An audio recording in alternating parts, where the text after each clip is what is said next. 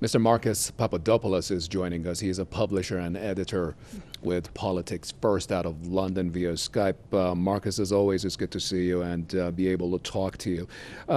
First off, I'd like to get your reflection on this whole issue. How much of a right do you think the U.S. basically legally and morally has to be even to be able to start that mechanism snapback?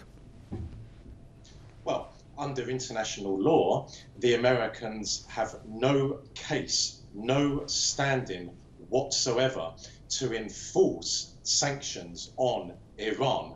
International law stipulates that such a measure can only occur in certain circumstances, and they have to be authorized, I repeat, have to be authorized by the United Nations Security Council.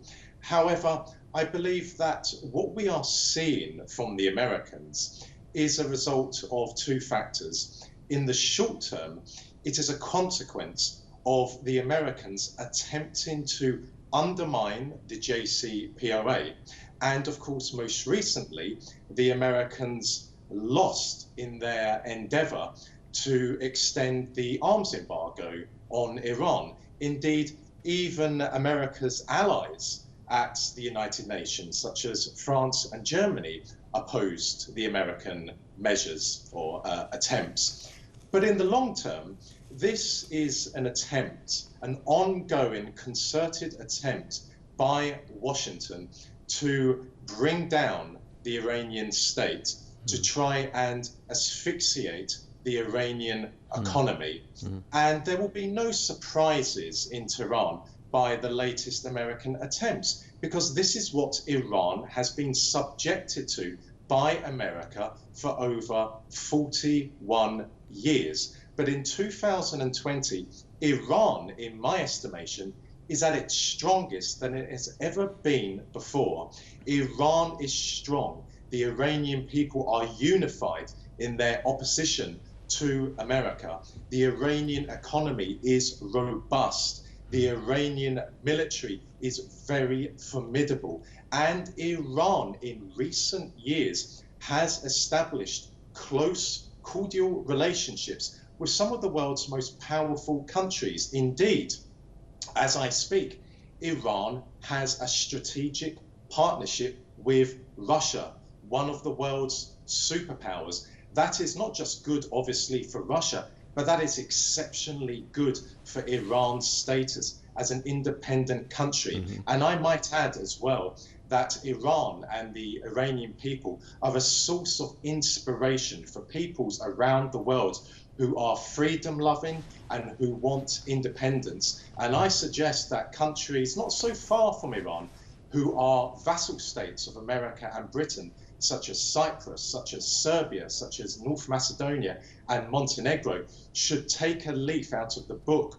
of the great Iranian people who have demonstrated to the world that it is possible to defy America, that it is possible to have independence for your country and freedom for your country. Marcus, I'm pretty sure that you also agree that these acts will also have something to say about the American politics. You know, first, after Trump came to office, he first announced that he was going to draw out the U.S. from the accord in order to, you know, no doubt put pressure on Iran for what he termed as a better deal. When that didn't work, you know, they started sanctioning this person and that person within the body of the Iranian administration, and even some private offices. And then came the issue of the arms embargo, and that, well, you know, did not have the vote of the countries of the UNSC. And now there is this.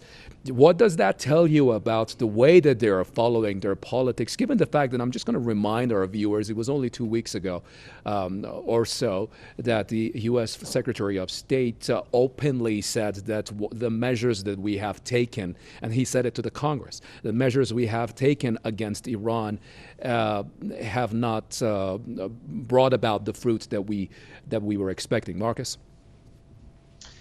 I believe what it demonstrates is that America will always remain the same America that Iran and other countries in the world who have been subjected to American torment have come to know. It doesn't matter who is sitting in the White House. Yes, on the one hand, Donald Trump does represent a very dangerous threat to America, to Iran. And I have said before that the threat stemming from the Trump administration to Iran is the most dangerous since the Reagan era. But on the other hand, we have to live in the world of realpolitik and acknowledge that Donald Trump's predecessors were also very, very dangerous menaces to Iran. Ultimately, the American state, the American establishment, the people who really decide American foreign policy will always remain hostile towards Iran. They will always intend by any means to try and overthrow the Iranian government, to destroy the Iranian revolution, and to return Iran to how it was in the days of the Shah, namely a client state of America.